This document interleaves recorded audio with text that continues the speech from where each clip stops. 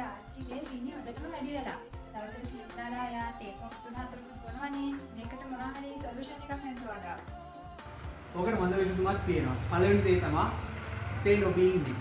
සංස්කෘතිකයි එකගයි. හැබැයි ආච්චිට ඒක කියලා පිළිගන්න බෑ. එහෙනම් අපි බලමු මොකක් හරි විද්‍යාත්මක විදිහට මේකට කරන්න පුළුවන් මොනවද කියලා. ඉතින් අපිට මේකට කරන්න පුළුවන් හොඳ විසඳුමක් තමයි යොදා ගන්න තේ කොළ ජාතිය වෙනස් කරන එක.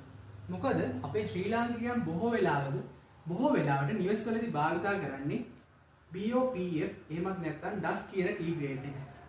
මේ මෙතන මේ ටී ග්‍රේඩ් එක ඔයාලට පේනවා. මේ ටී ග්‍රේඩ් එක බලන්න. මේකේ මේ පාටිකල් සයිස් බොහෝම පොඩි. එතකොට මේකෙන් අපි හදන කප් එක බොහෝම ස්ට්‍රෝං කප් එකක් තමයි එන්නේ. කප් කලර් එක වුණත් හරිම ඩාර්ක් කප් කලර් එකක්. ටේස්ට් එකත් හරිම ස්ට්‍රෝං.